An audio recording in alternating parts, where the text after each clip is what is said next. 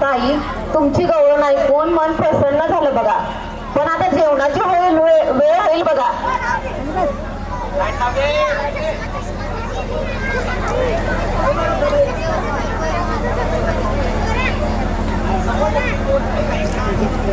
ताई, तुमची गवळण ऐकून ना मन अगदी प्रसन्न झालं बघा. पण आता जेवणाची वेळ होईल बघा. होय का? आता पेपर सुटतोय झालो. माझी शिवडी बाय भुक्याजले असं. ताई, एक विचारू का हो? तुमची सीमा पोटभर जेवते का हो?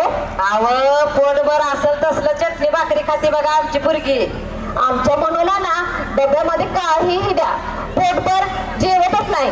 इडली द्या, पनीर द्या, मॅगी द्या, दररोज डबा जशाच्या तसे घेऊन येते बघा. तुम्ही तिला मग खवळत नाही का हो? अहो, काय रागवायचे? मला ना काही वेळा खूप राग येतो.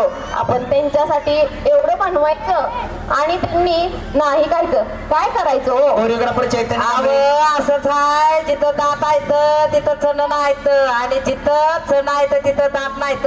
तुमच्या मनूला एकदा आमच्या साठेनगर शाळेत घेऊन या. गरीबाच्या लेकराच्या डब्यात ती चटणी भाकरी बघितल्यावर तिला समजल आपल्यासाठी काय काय करते. ताई, तुम्ही अगदी मनातले बोलतात बघा. मला नेहमी असं वाटतं, आमच्या मुलांना ना गरिबाचं जगणं दाखवल्याशिवाय जीवनाचं मोल करणार नाही. पण प्रॉब्लेम असा होता ना, आमच्या आजूबाजूला सगळे आमच्यासारखेच ना. आवताय सगळं त्यांना शिक्षणातनं आणि शाळेतनं समजलं पाहिजे. ताई, आपल्या बोलण्याच्या नादात बघा पेपर सुटला. चला आता आपण मुलांसोबत जेवण करून घेऊया आणि इथं बसलेल्या पाहुण्यांना बी घेऊन जाऊया की जेवायला. या मंडळी, चला जेवायला.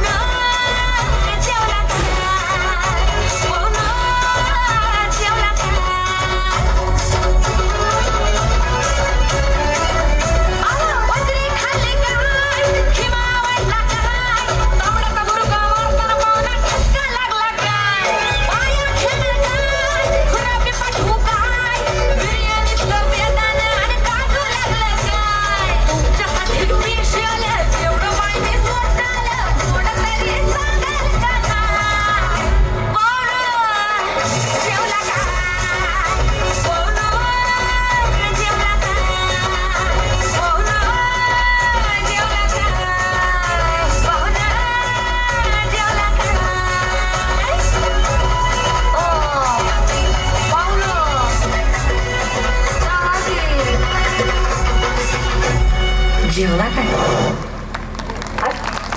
धन्यवाद.